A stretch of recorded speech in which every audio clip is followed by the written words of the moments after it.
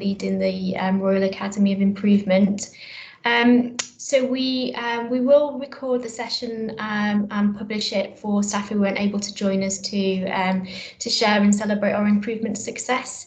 I'm just looking, I don't have a chat function again today, so Victoria will have to have a look at what's happening with the chat function. If we use hands, please, to comment, and I'll bring everyone in. If we move to the agenda, please, Victoria. So we follow the usual format. For those of you who joined us before, we're going to do a spotlight on some improvement presentations. If anyone joined us last month, you will know we had a few technical difficulties with Kathy joining us, and she was due to join us today to talk about the critical care friendship group, but she's unfortunately unwell, so we will schedule her back in, and we can't wait to hear from her. So today we're going to hear from Stuart talking about the equipment library ordering and some really great strides forwards in terms of our ways of operating for that, and Kate talking to us about the new admissions app. We'll give a bit of an overview on how you can identify improvements and bring your ideas to life, the training programs that we have to support, and then just sharing some good news and success stories. So we'll go straight in, and I will hand over to Stuart to talk about equipment library ordering.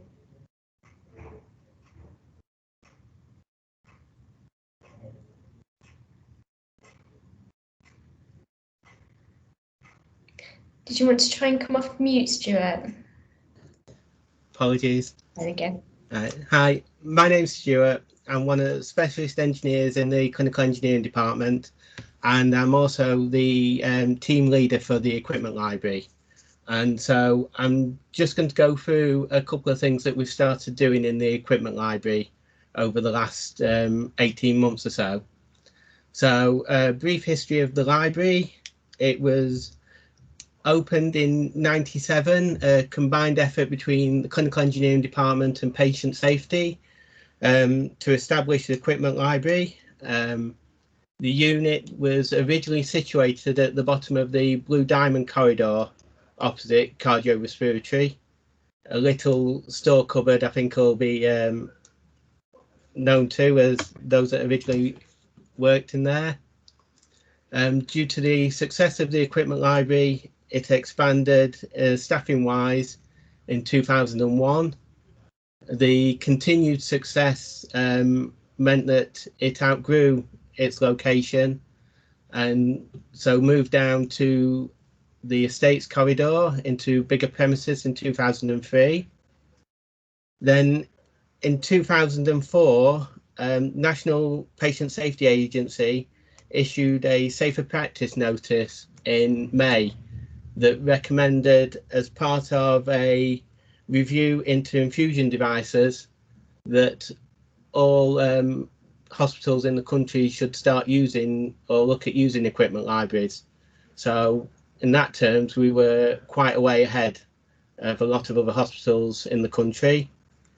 In 2008, clinical engineering started using the EMAT database. Now, this was significant for the equipment library, as then it gave us for the first time a fully auditable record of equipment that we loaned out to wards and departments, complete with patient histories.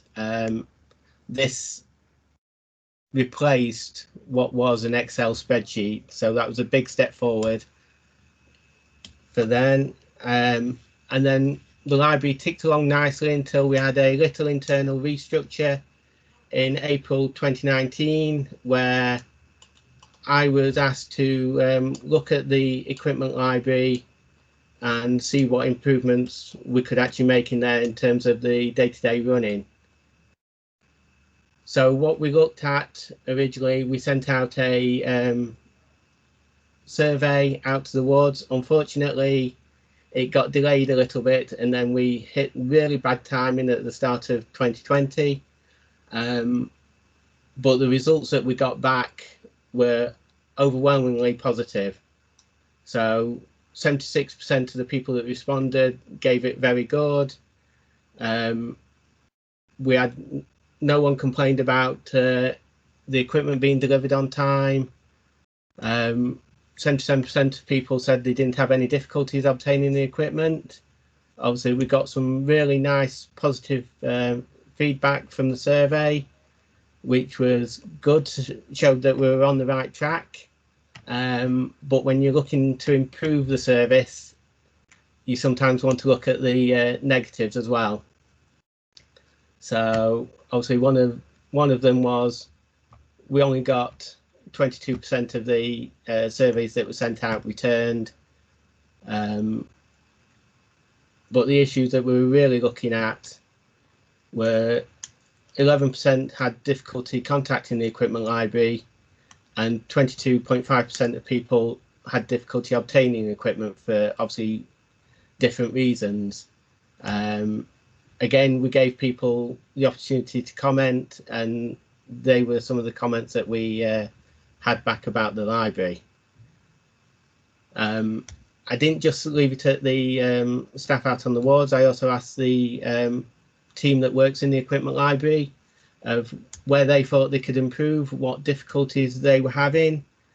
One of the issues that came to light, especially when we had new starters, were people were unsure of what they were ordering, people using different names to things. So the volumetric pump requests, depending on when people worked in or how long people worked in the trust for, we had various different names. The current pump is the Volumax infusion pump, but we've had it called by its previous replacement, the Gravesby 500. Also the IMED, which you will have had to have worked here since before 2000. And also my favourite was someone phoned up asking for a little white box. So that did cause us a few issues. So it was how could we try and improve that communication. Out of this, I looked at 4 areas we could improve on. Visibility, so how could we promote the equipment library better? Increasing the understanding of the equipment library and what equipment's actually stored in the library. This is an issue. Recently, I had a visitor down to the library asking if we could store some equipment that she'd just purchased, only for me to go up to an area in the library and say equipment like these bits here. Now, she didn't realise, like a lot of the hospital didn't realise, that we actually stored that equipment in there already. Also, another issue going from that was improving communication. That's between obviously the wards and the equipment library and vice versa, and try and improve the availability of the equipment in the library so it's available for everyone.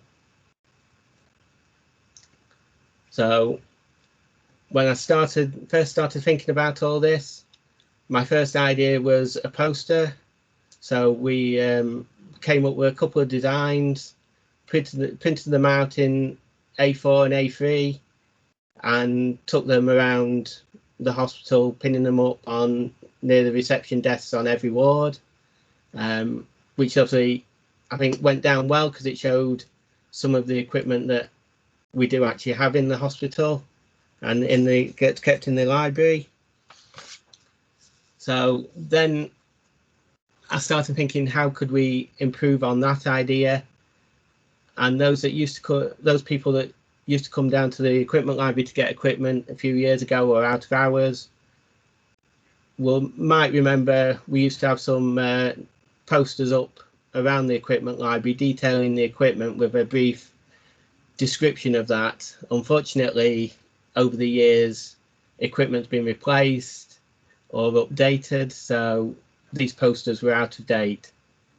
So I started originally with the idea of just updating those equipment lists.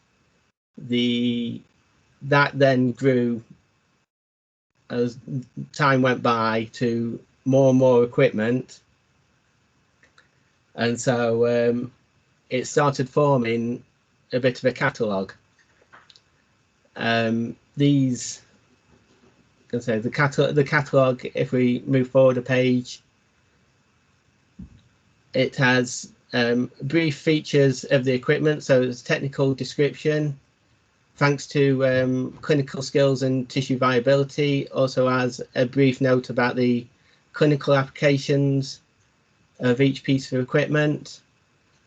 Hopefully, when everything's complete, it'll also have links to the user manuals for each bit of equipment. And so the idea just started to grow and grow the more we went forward with it. So then, as I was trying to design the catalogue, originally it was meant to be just for an internal folder in the equipment library that everyone could actually access. But then I had a what if moment. What if it was available on the intranet for everyone else to access? That idea then started to grow a bit more, and in October we had a problem with the phone lines in the hospital, and with no fallback phone in the equipment library, initially we were really cut off from the rest of the hospital. If anyone wanted equipment, they either had to email us or come down to the equipment library themselves. So that then started me thinking, if we could get the catalogue online, could we have an order form as well, where people could fill it in, send in the order, we pick it up by our inbox and then distribute the equipment from there. The idea for would be really good going forward, especially as there's more computers out on the wards and in the departments than there are actual phones these days. So we came up with the idea, the straightforward. Once I designed it, I didn't actually think that it was still going to work, so I bounced the idea off a few other people in the trust and tried to make it as straightforward as we possibly could. So just have to have, when you fill in the form, the ward or department, the drop-off location, so whether that could be bay, if you wanted the equipment delivering straight to bay 1, bay 2, bay 3, that sort of bit, or anywhere specifically on the ward.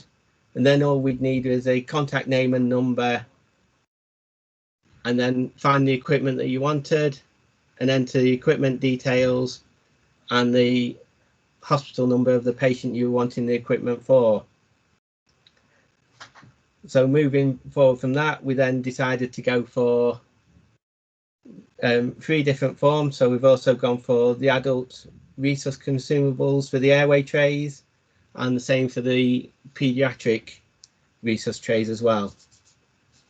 So that's where we got to with putting everything on the internet.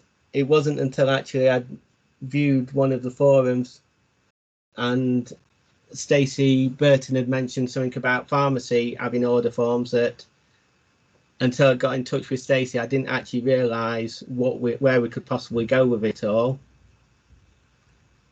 She's put me in touch with communications, and here we are now with the system actually live. So the next task for us is, how can we build on how much equipment is actually available in the equipment library? We have problems at different times of the year depending on the capacity of the hospital, how many patients we have. But if we can increase the availability of equipment, will hopefully increase the user confidence in the library, try and get then equipment returned to the library more routinely, instead of having areas trying to keep hold of equipment because they can't get the equipment from the library. This then means that obviously the equipment can be tested and serviced more frequently and made available to other users. Also, in the availability, getting the equipment available, we've also got our RFID equipment tracking system, where we've started to use this now to track equipment to the wards that it's being delivered to. So this then gives us a date and time stamp of when equipment's delivered, or returned. It also allows the users on iFit to actually see what equipment is in the equipment library.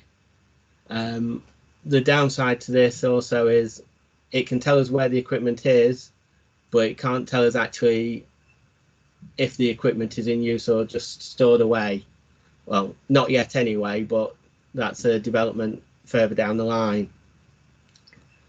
So there's just obviously a few thank yous. So everyone who returned the survey in the first place and everyone that uses the equipment library on a day-to-day basis. Thank Quality Governance for sending out the survey. Stacey and Jane for their feedback that they've given me on the forms and catalogue. Jennifer and Simon in communications for the help that I've had from them initially in setting up the forms and then also sending out some of the communications. And then finally, clinical skills team and the tissue viability team for the input they've had on the catalogue and the information they've given me as well.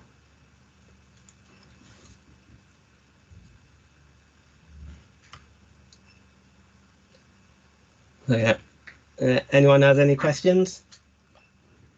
Thank you, Stuart. That's brilliant example, isn't it, of improvement taken forwards in how we manage a really challenging area around our equipment. And I'm really pleased to hear that actually it was progressed on the back of seeing something similar in another area, because that's what the improvement forum is really all about, sharing where we've had success and then hopefully spreading that into other areas that we can use similar improvement action. So fabulous to hear, and brilliant project. Are there any questions or comments for Stuart? I know that I'm conscious that the chat box wasn't open for people to comment, so I can. Jane, did you want to come in? Yes, thanks, Maria, and thank you, Stuart. I know Stuart's put a lot of effort into making these ideas come together. And it really just demonstrates, I think, how somebody is very passionate about the work and actually, you know, consult with others and just deliver ideas and build on one idea after the other to get to the end result. So I know Stuart put a list of thank yous up there, but it's thank you to Stuart as well, because he really has worked hard to make this change happen. And very well done. And sorry for putting you on the spot today, Stuart, because I did push you forward to get into this slot today, because I think you should be very proud of the work that you've done. So very well done. Thanks, Jane. Definitely. And yeah, it's great to see the connections working in exactly the kind of way that we would want them to going forwards. And I'm really glad that you did come forwards and present your work, and also to see that actually you've got ambitions beyond. It doesn't stop there. It's kind of how do we actually see it in use, which is really great too. Any more questions or comments, Stuart? No, well, thank you, Stuart. We hope to see you back again before long to talk about how you did enact the what next. Thank you very much. So we'll move on to Kate talking to us about the admissions app. Hi, I'm Kate Turner. This is the new admissions app that's been developed by one of the developers in DSFS to help us get our patients admitted to sort of the right place at the right time, out of hours, really. Initially, when we brought Careflow Vitals through, one of the things that we needed to happen really quickly was that the patient was admitted onto Medway, as that fed directly into Vitals, and it meant that the patient could have observations taken sort of within 10 minutes of arrival onto the ward, which was quite important. What we did find was that as there was a single person that covered the out of hours admissions team, that actually it wasn't possible physically for them to do that and collect notes and do everything else. So one of our conversations at the time was, I wonder if we can develop the admissions app. It was never formulated as a true project. It was a let's see what we can do initially. It's used for patients that come in from the GP or from ED, so it doesn't work for complex admissions like repatriations or booked transmissions. It's purely for cover when a patient comes in when there's no reception cover, really, to support the admissions team in being able to admit a patient onto the ward. Have the next one, please. So using the admissions app, it's basically a backdoor into Medway. So it does admit data directly onto the Medway platform, and it also updates vitals and the open ward cambio whiteboards simultaneously. So once a patient's been admitted onto the app, then it's available immediately onto vitals, which means that staff on the ward don't need to go to find the phone, go to the admissions team, potentially leave a message and then wait for them to appear on vitals. It will automatically appear on all three. It makes sure that the patient's under the correct consultant as well as they arrive on the ward. So obviously at the moment that's really important for them. But we've found, following conversations with EMU teams, that they pull their ward lists from Medway. So unless a patient is listed for their team and actually fully admitted, they don't appear on there. So it's really important that the patient's admitted, whether it's using the app or the admissions team. When it's out of hours, it's really important that that happens. And this is one of the things that sort of helps to support that, really. One of the things that was happening historically was, and still does to some degree now, is that receptionists would do the admissions or arrange for the admissions to be done at 8 o'clock in the morning when they started for the previous night, when a patient could actually have been lying on their bed since 1 o'clock in the morning, but they just weren't on Medway. So there wasn't a contemporaneous bed state really for that. The app's available for all grades of the trust nursing staff. Anyone can use it. It's only for trust staff just because it is an access into our PAS, and it means that they can admit the patient as they arrive onto the ward at the bedside, and they won't have to leave to then get them admitted and then go to do their observations. They can do it all in one go, really.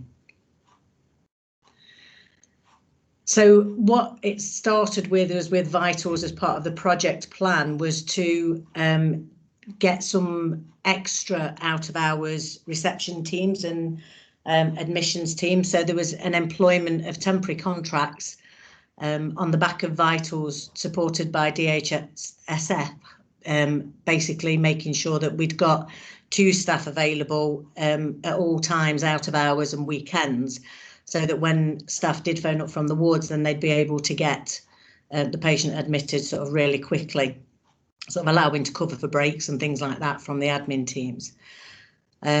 The question of whether the app could be fully done was still never answered at this point. It was still in the, we're just going to try and do this because it makes sense to make sure that staff can admit the patients properly.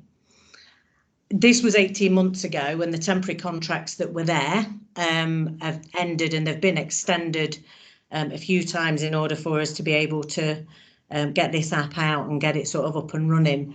But it was always meant to be a temporary solution, and unfortunately we've now got the app, so hopefully that should support the current admissions team so that they can sort of do their job well, and nurses can as well. From a planning point of view, there was never really a great QSA plan for this because there wasn't a project plan. It was sort of, we've got it now, it works, can we roll it out now, please? So the initial planning was obviously hampered by COVID, because what we really wanted to do was the same sort of thing that we did for Vitals. So we could go to every ward, make sure everyone had all the passwords, make sure everyone knew how to use it and taught them through it and be with them face to face. But we had to do a lot softer rollout. So we did an initial pilot on Haslam ward before Christmas, because they were the ones that were, they struggled because they didn't have a permanent reception team, but they then were suddenly a new admissions ward. So we concentrated on them initially for the pilot, but we did a bit of a soft rollout from there to the rest of the trust using sort of emails and some communications and things like that, in a hope that people, it would start to become a bit organic, which it hasn't done as well as we'd wanted, but we can sort of, we're moving on from that now. Because it's a backdoor into Medway, unfortunately, it needs the passwords that are for PCID, so the old Novell passwords. Many of the nursing staff don't actually access a PC because the PCs are on open logins. So there's been a few hundred staff that we're trying still to get access to it, just because they need the passwords resetting and getting out to them and giving them the passwords. But we are moving forward with that. There's also a specific group that the staff have to be in to be able to access the app on the iPads. So it doesn't give them access to Medway on the PC and all that entails, but what it does do is give them access to the very simple functions that are on the app to admit a patient. From a training and education point of view, we've got, obviously we're doing as much face-to-face as we can, but that does depend on lots of things at the moment, as you can imagine. But we've got walkthrough videos, they're all on Aspire as well, and we've sent the SOP, which is a user guide kind of thing, to all of the users throughout the trust. So it's available to anybody that works on a ward that does EOBS, that's got the iPad minis. All of those wards are able to use it. So following the pilot, we found that the password reset was the worst the worst thing for us to do. So we haven't got a team to do it. So we managed to sort of rob from some other teams for project support to be able to sort of do a lot of this stuff.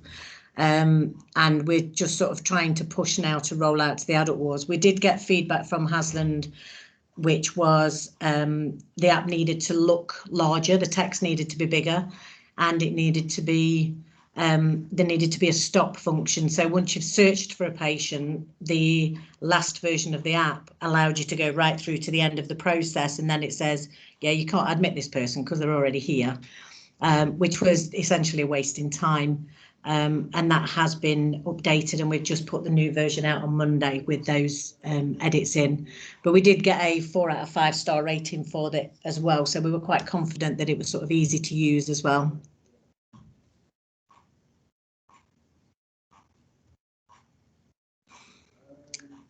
So what we're currently doing is looking at how people are admitting patients and how many patients are being left until the reception teams are coming.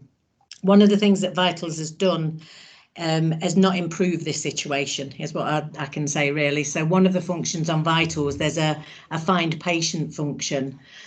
So if a patient doesn't appear on the ward list, essentially what that means is they've not been admitted on Medway. Unfortunately, nurses are incredibly bright, and they've figured out that if they can find the patient, if they've been on Medway before, which they always will be if they've been through ED, they can pull the patient onto their list. And it's not done with a malicious intent, it's just purposely so they can get to the patient quickly and do their observations. But then what you get is a system that tells you that the patient's already on the list. So the patient is delayed in admitting again. So that's something else that we're working hard on to try and get that through. The whiteboards through OpenWard also do a very similar function. So when staff see 2 computer systems displaying a patient is there, then there is an automatic assumption that the patient has been admitted on Medway because they can see them. So we're working hard on stopping people using that function inappropriately. So it's only really for an emergency case, and we're getting staff engaged not only to use the app but to use the admissions team. So making sure the patient is admitted is actually the priority for this app rather than use the app. Is the patient safety aspect of it is something that's really important. We haven't found that staff have been hugely engaged with the rollout, but considering the pressures that they're dealing with at the moment, it's not really surprising. So as though we might feel disappointed because we wanted a big bang go live and everybody singing and dancing, actually we can't really fault them for not doing that, because at the end of the day they've been going through a lot. So the ones we are engaging as we go on the wards are very positive about it, and I think over the next couple of months that it's going to be incredibly frequently used. It is starting to filter out slowly, but the most important message that we're getting across is that they're not to use the find button really. It's about the patient admission, not just using the app really. We're just giving them an easy alternative. So we're getting a lot more information from the admissions app, so we can just say which staff are using it well, and we're sort of shouting about that. You'll see us on Facebook. Please follow us and like us in the digital world, and we're able to sort of highlight needs for training as well from those things. We're engaging the ward leaders as well, and we're just starting on the road of getting the champions. So we're asking the champions to help us initially with the passwords to make sure that the staff can use it. and then obviously sort of with the teaching and watching the videos and things on Aspire so that they're able to go through it. I have to be honest, if you can log on to it, you can use it, because the logging on's the most difficult bit, as it often is in most things. So that's the biggest issue, and that's what we're getting the champions for at the moment. So we've got half the teams at the moment have currently got that, half of the wards. We're asking from a higher level of medical and nursing support for the teams to get the wards to make sure the admission's done correctly, and support the use of the app, so that hopefully the app will become a little bit more embedded, but again reinforcing the admissions process in general, to be honest. We can also identify the staff that use the find button on Vitals to falsely admit. We call them dirty admits, because it doesn't actually get them seen anywhere. And then it means that we can speak to them individually and say, did you know that this doesn't actually admit your patient, and the doctor can't see them on their list? The other really important thing is, from a patient perspective, is that if their relatives phone up, if they aren't on Medway, then the admissions team can't identify which ward they've been admitted to. So obviously they're really two really important things from a patient safety and a patient experience point of view. Where we are now is pretty much where we were on that last slide, to be honest. We're still continuing to engage. I'm doing a lot of time out on the wards to try and just let people know it's there and go through it and do some training on the spot. We're still working on the passwords as well. We are going to look potentially at taking this up to paediatrics, because they get more out of hours admissions than any other place, with the exception of EMU.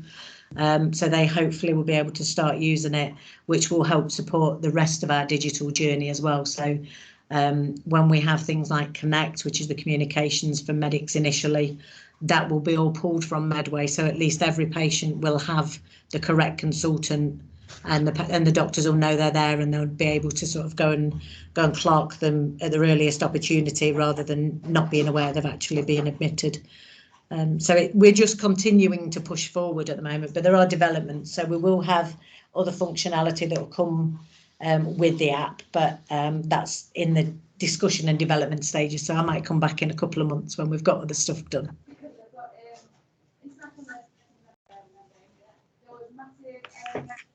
Mansa, you've got a question. Thanks for that, Kate. Just a question about its interface with CADA, which, as you know, is our current patient flow management system. Is it future-proofed? Because there's discussions, as you know, that we may not go with CADA long term. So I just wondered if there's an interface with CADA, whether that poses you any problems making it future-proof for time. This is essentially Medway, so unless you do a deep dive into the Medway audit, you can't tell the difference between an admissions app admission or a standard Medway admission. So any interaction from CADA is exactly the same as it would be from Medway. Okay, thanks for that clarification. Tony, I think you've got a question. Yeah, Kate, it's sort of interacting with the project we're doing. I just want to ask you about EOBS. Yeah. So we're just rolling out a digital preoperative assessment that the patient does at home. Yeah. And that's absolutely fine. If they've come to clinic and been listed, they'll walk round to pre-assessment and get their observations done. So we've got them. But sometimes we list patients who have been on the wards, you know, like lap collies and things like that. Yeah.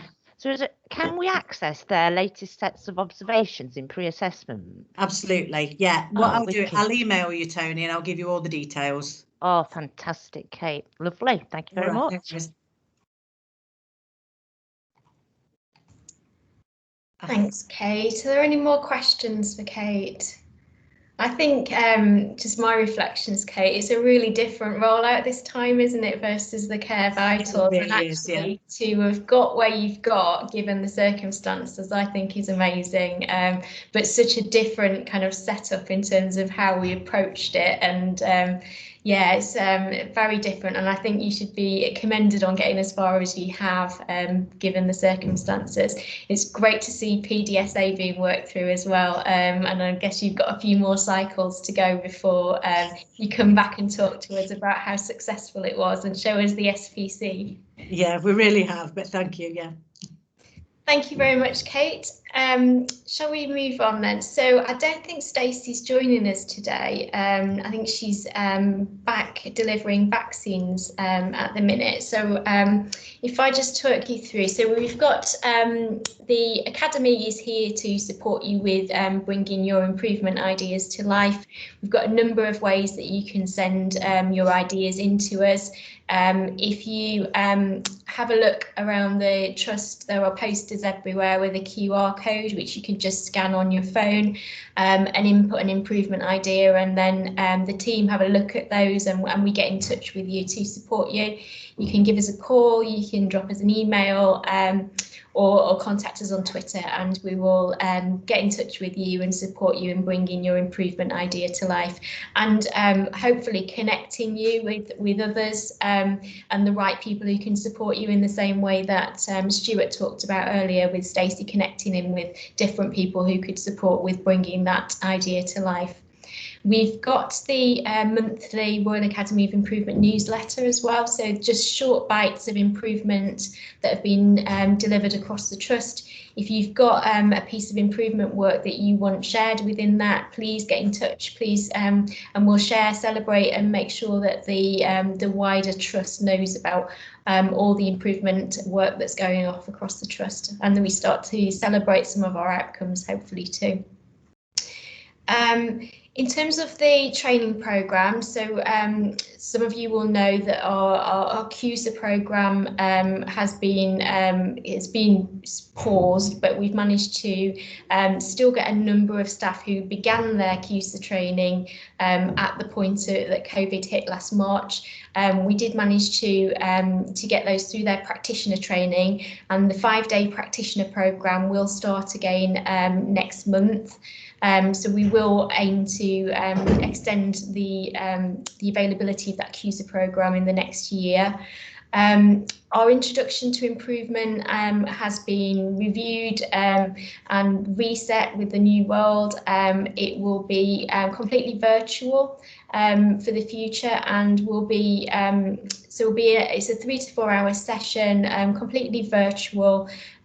Help individuals to come through, work through an improvement idea, the basics of improvement methodology, and it doesn't stop there with the session. So we take you through the session at first, and then support you to take your idea forwards and bring your improvement to life.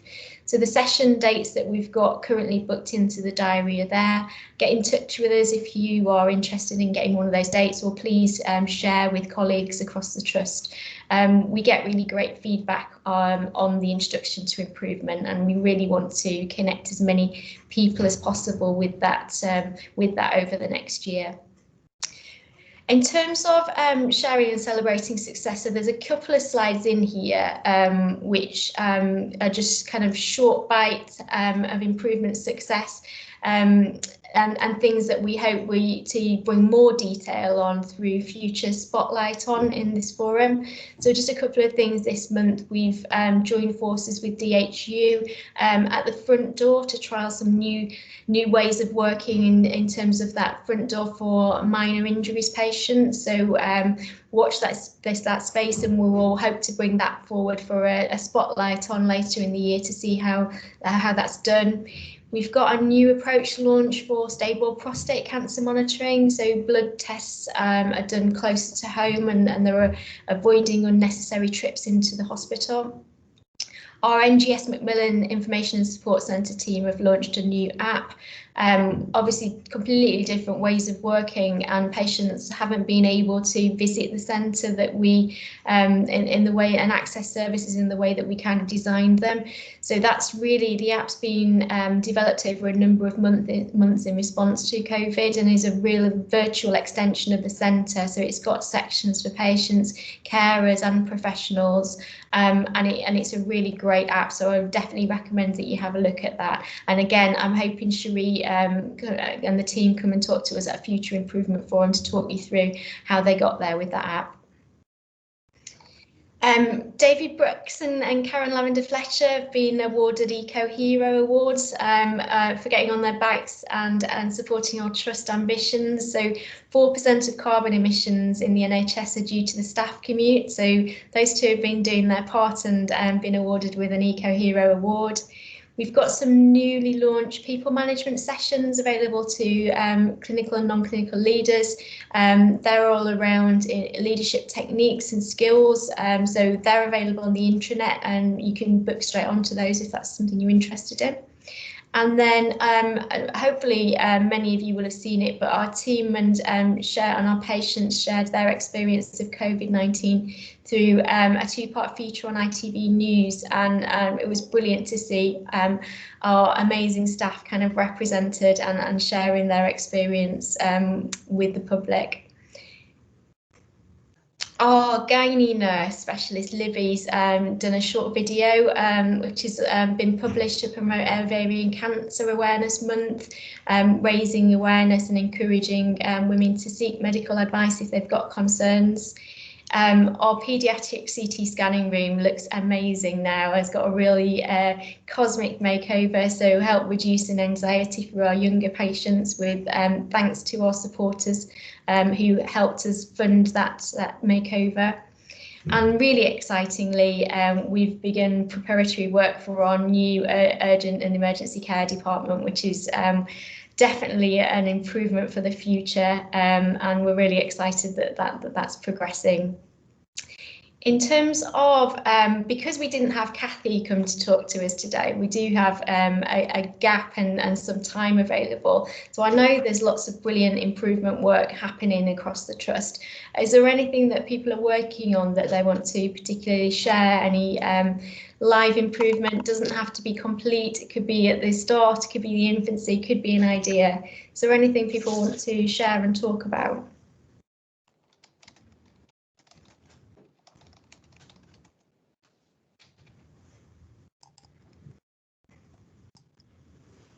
No, nothing today. Okay, so we will contact details are there. Please get in touch with us if you have an improvement idea, and if you want to celebrate or share an improvement piece of work that you're working on, please get in touch and we will schedule you for a future forum.